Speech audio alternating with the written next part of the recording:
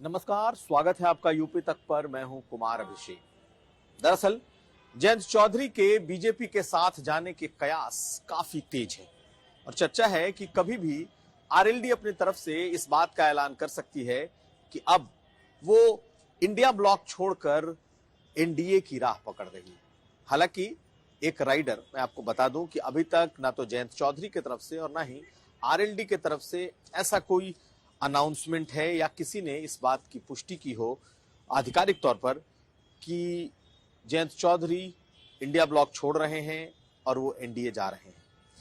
लेकिन कुछ संकेत ऐसे मिल रहे हैं जो इस ओर इशारा कर रहे हैं कि हो सकता है कि जयंत चौधरी को बीजेपी का ऑफर पसंद आया हो और वो बीजेपी का रुख करें।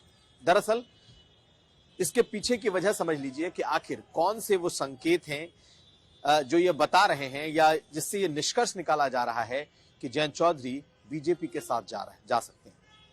तो पहली बात ये कि 12 फरवरी को जयंत चौधरी ने छपरौली में एक बड़ी पार्टी की सभा बुलाई थी और उसके पीछे की वजह यह है कि छपरौली में चौधरी चरण सिंह के प्रतिमा का अनावरण था और उस बड़े ग्राउंड में बुलाई गई थी जहां पर याद करें जब किसान आंदोलन हुआ था तब पगड़ी का एक बड़ा कार्यक्रम हुआ था।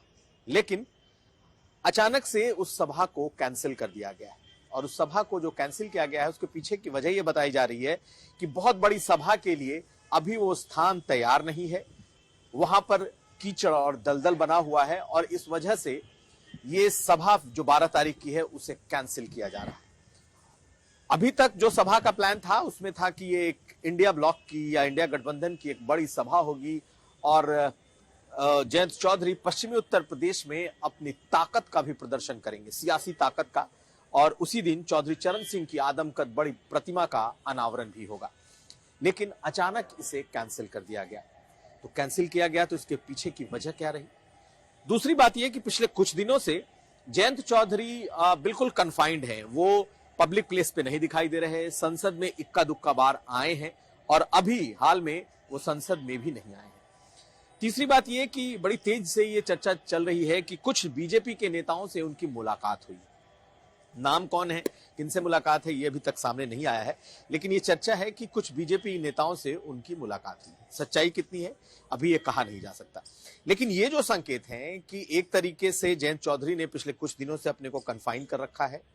कुछ बीजेपी नेताओं के साथ उनके मुलाकात की चर्चा और साथ साथ सबसे बड़ी बात यह कि आखिर छपरौली की उस सभा को कैंसिल क्यों किया गया। अब तो चर्चा यह चल पड़ी है कि इसको कैंसिल नहीं किया गया है बल्कि इस सभा को आगे बढ़ाया जा रहा है और उसकी वजह यह है कि अगर वो एनडीए का रुख करते हैं तब उस ग्राउंड पे ही एक बड़ी सभा होगी और फिर उसमें प्रधानमंत्री को बुलाया जा सकता है। यानी कि अगर जयंत चौधरी बीजेपी का रुख करते हैं तो फिर जिस सभा को उन्होंने इंडिया ब्लॉक के लिए रखा था, इंडिया गठबंधन के लिए बड़ी सभा के लिए रखा था, अब वो बीजेपी और आरएलडी की बड़ी सभा में तब्दील हो सकता है।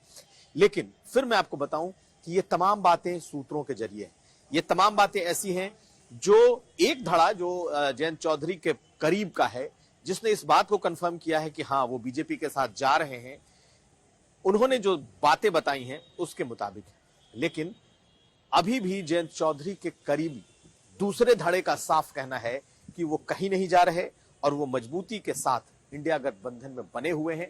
आज समाजवादी पार्टी के तमाम नेताओं ने एक एक करके जयंत चौधरी के बीजेपी के साथ जाने को अफवाह करार दिया और उसे पूरी तरीके से उसे नकार दिया है।